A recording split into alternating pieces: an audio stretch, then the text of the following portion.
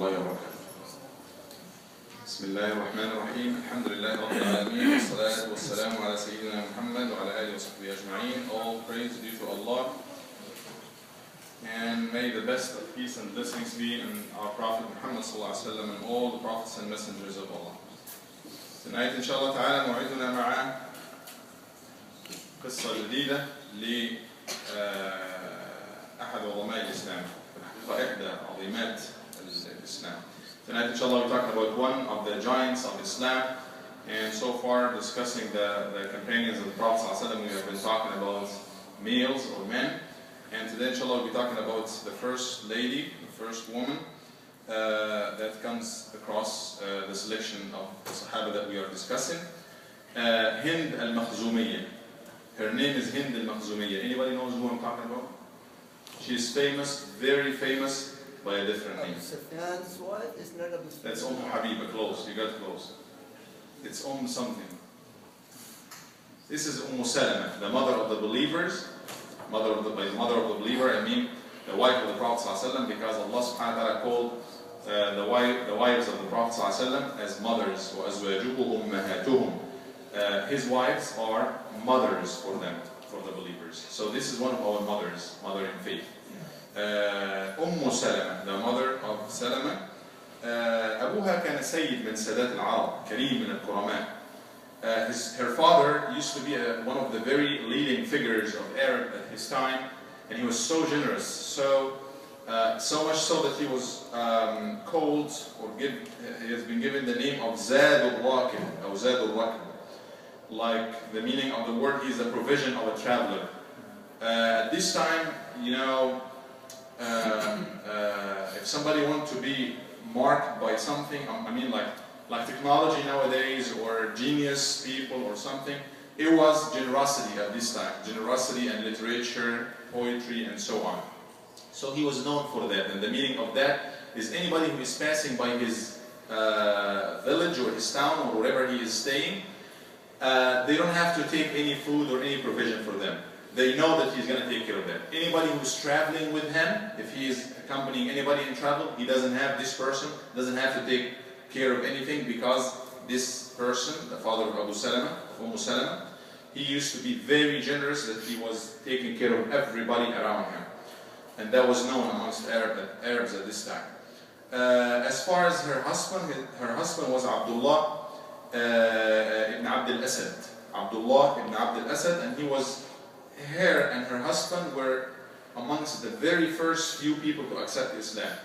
Zawjuha, her husband, for example, was one of the first 10 people, amongst the first 10 people to accept Islam.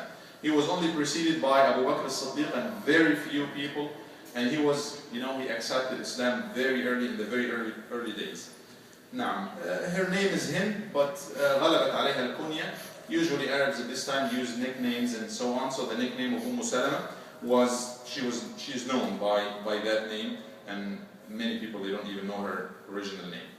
Now, we know that in the early days of Islam, a new religion is coming. It's almost, changing the code of life. It's making equality between the master and the slave in front of God.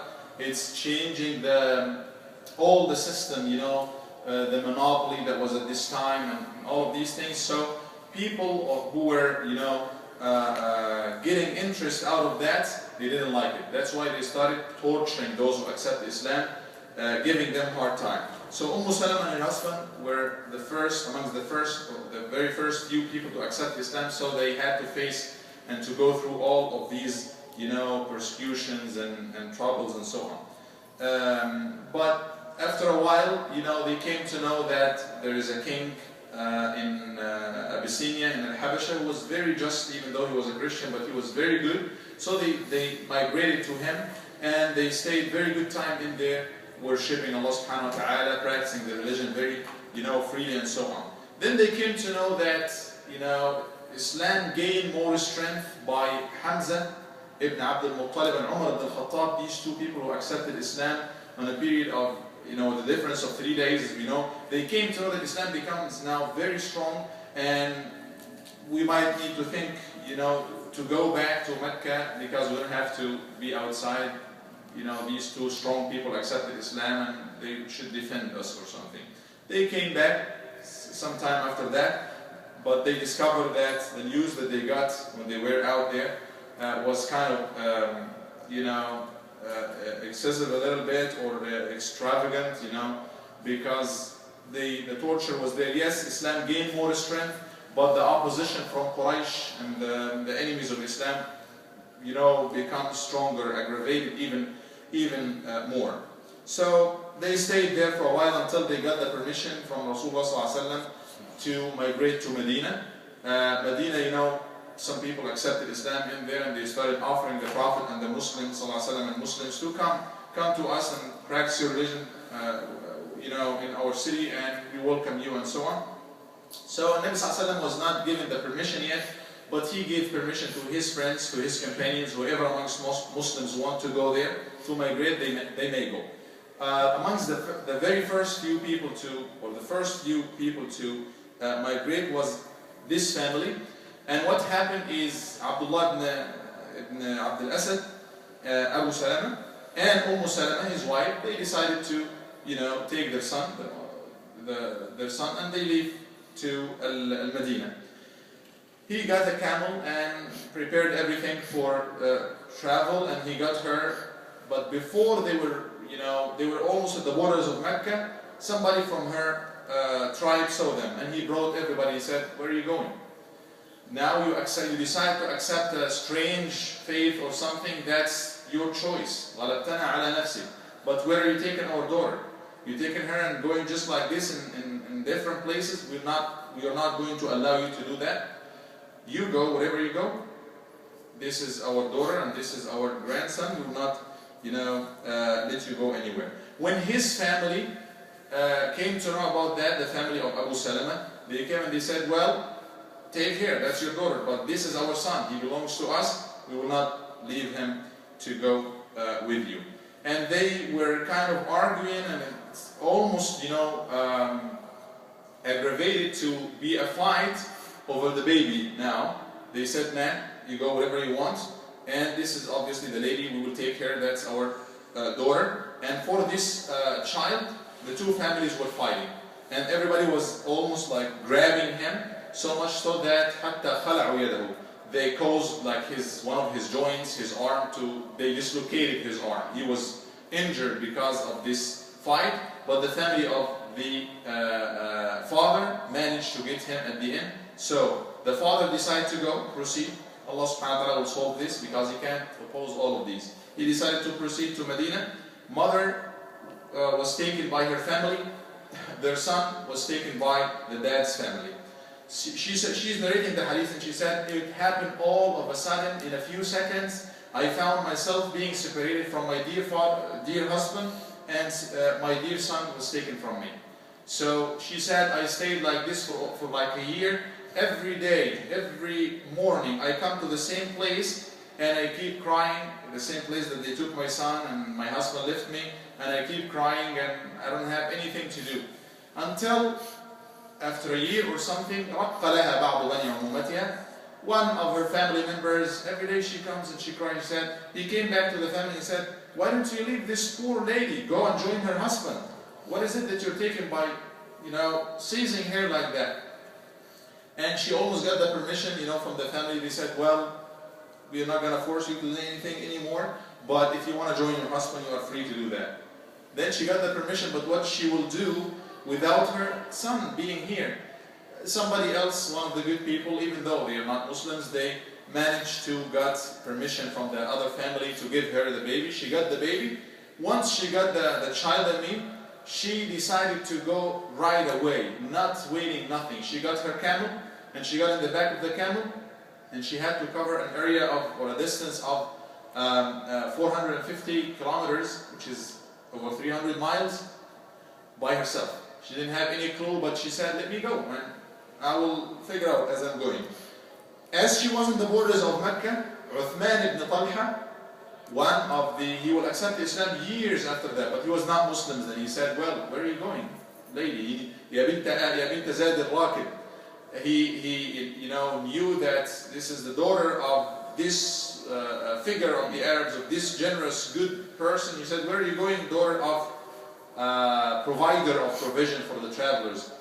She said, well, I'm going to join my husband and I have my son. He said, do you have anybody with you? Anybody accompanying you? She has to cover, you know, a big distance, long distance on the desert by herself. Doesn't work out. He said, by Allah, I'm not going to leave you alone. SubhanAllah.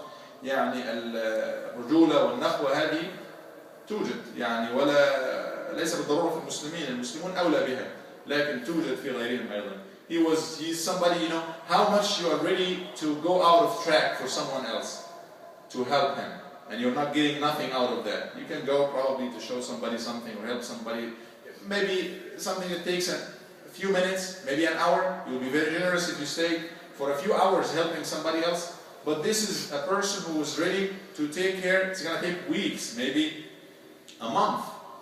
He's going to travel for 450 kilometers on a camel. Actually, it's not 450. That's just one way. He's going to come back by himself. So that's going to be 900 kilometers by himself. He will spend, you know, money on that. But this is, you know, it shows you how good of a person was this. He took her, and he was very honest person, very good, very trustworthy.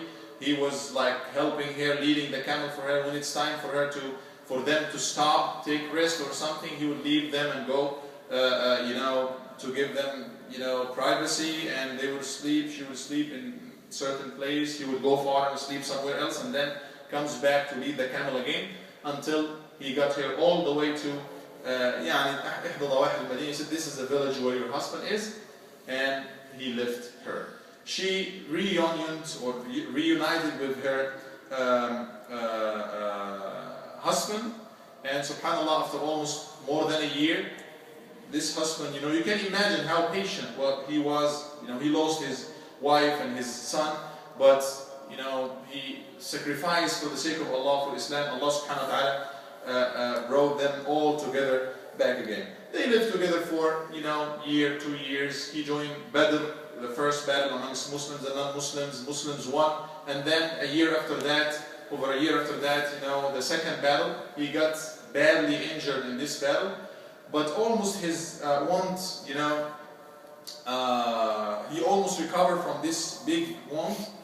But after a while, the wound opened up again, and he actually would die out of that. Before he died, he said one day he was with the Prophet ﷺ, and he came back to his wife. That's the husband, Abu Salamah. He told his wife, you know what? I heard a piece of a pearl of wisdom from the Prophet ﷺ today. He said, if anybody is being inflicted with a calamity, and he said, Allahumma ajurni fi musibati wakhluf li khayran minha wakhlufni khayran minha. If somebody is being inflicted with a calamity, and he said, oh Allah, give me my reward in this calamity, and replace it to me with something that's better than it, except that Allah will give him that. Allah will give him something better than what he lost or something. She learned that, and you know, sometime after that he passed away. Actually, he passed away as the Prophet ﷺ was coming to visit him. He came to visit him, and just before he left ﷺ, he died. And he was, you know, he closed his eyes with his hands. The Prophet ﷺ closed his eyes, and he made a very beautiful dua for him. قال اللهم ارفع درجته في المقربين واخلفه في عقبه في الغابرين. May Allah raise your grade with those who are close with him. May Allah take care and support your family and those who are dependents on you. And he said, Allahumma afsih lahu fi qabri wa nawwir lahu fi. May Allah, you know, I ask Allah to widen his grave for him and to give him light in his grave. Actually, these were beautiful, you know, at the grave. Then right after that, she remembered the dua. She remembered the prayer that her husband taught her about to say. She said, as she was saying it, oh Allah, give me my reward in my calamity, this is a disaster happening to her, you know. She almost got united with her husband, and now she lost her husband. And he had 4 young children at this time, and no family members in Medina, so she had to take care of all of that. She was saying the dua, reciting the prayer, and saying, oh Allah, give me my reward, and give me something better out of this calamity. I'll replace it with something better. And then she thought, who could be better than Abu Salamah? And subhanAllah, sometime after that, the Prophet ﷺ would propose for her, and she would accept but you know, before accepting, she made a very, you know, like a disclaimer. She made it very clear. She said, Ya Rasulullah, I am, you know, extremely jealous. I'm kind of lady that's, you know, over jealous, and I am, I'm old. She was actually, at this time, she was 27, but she was trying to tell him, I'm not like very attractive. Usually people at this time, they used to get married like very early, very early. Sayyidah Aisha, she got married at the age of 9. That was the norm of this time. And so she was around 27, but she said, I'm overjealous, I'm kind of old, and I have a lot of children. And then the Nabi Sallallahu Alaihi Wasallam, he said, well, I make dua for you, may Allah take away jealousy from your heart. And then he said, if you are old, same here, I'm not like very young. And he said, عيالك عيالي, your children will be my children. And then it was, you know, scholars said after that she was probably the only of the wives of the Prophet, the only one of the Prophet, the wives of the Prophet ﷺ who didn't feel this kind of jealousy like others. They used to have these things out of jealousy, but because Allah Azza wa Jalla removed this jealousy from her heart, she was, you know, not having anything like that. She lived with the Prophet ﷺ. She narrated a lot of hadith, a lot of narrations from him, because she lived after the Prophet ﷺ for so long, like he died at 10th or 11th year, and she passed away in the year 61 after Hijrah, which is, you know, talking about 50 years, a little close to 50 years after his death. She narrated over 380 hadith from the Prophet ﷺ, and she was, you know, she had certain situations where you will see how smart she was, how, you know, intellectual she was. One of these, or a couple of these situations, one time she said, Ya Rasulullah, you know, the men, they are able to go fight for the sake of God. They are able to do a lot of things that we are not able to do, or usually we don't do. So do we have any reward? Then Allah subhanahu wa ta'ala revealed the ayah, فَاسْتَجَابَ لَهُمْ رَبُّهُمْ أَنِّي لَا أُضِيعُ عَمَلَ عَامِلٍ مِّنكُم مِّن ذَكَرٍ أَوْ أُنثَىٰ بَعْضُكُم مِّن بَعْضٍ. Allah responds to your dua that do not waste the work of anybody of you who do any good deed or any good work, being a male or female. It was revealed because of her, according to some Mufassirun. The other famous situation of the Prophet ﷺ, when he was coming back from, he almost reached Mecca to make Umrah, but then the people of Mecca, they decided to stop him, so he had to get out of the state of Ihram and take off the clothes of Ihram to make Umrah. And he told the companions, he told the Sahabah, now we are not able to make it, so let's take off the clothes of Ihram. They were coming all the way from Medina, having the intention to make Umrah, and you know, after so many years of not coming to visit Kaaba, and now the people of Kaaba, just because they are non-Muslim, they decided to prevent them. But the Prophet ﷺ, you know, he signed the treaty with them, treaty of peace, and so on. And amongst the items, as we discussed before, is that you go back this year, but you come next year. So the companions and Nabi ﷺ told them, well, we agreed on that. Go and get out of the state of Ihram. We're not going to make this visit this year. So they didn't listen to him. He said it again. Nobody is doing anything. He said it for the third time. Nobody is listening to him. That's amazing. The friends, the Sahabah, they usually respond right away. But out of anger and out of, you know, anxiety, or you can say confusion, they can't believe that they came all the way, and now they will not be able to visit the best place, the most beloved place to them. When he came to his, you know, tent, his wife Umm Salamah was there. He said, Ya Rasulullah, let me tell you something. You go out and you cut your hair in front of them, and you take off your clothes, like these ritual clothes in front of them. So they will just go and do it. He did it, sallallahu alaihi wasallam, and all of a sudden everybody did it. They saw the Prophet sallallahu alaihi wasallam cutting his hair, getting out of the state of Ihram, so everybody did it just like him, because now there is no point in for any one of them to continue like that.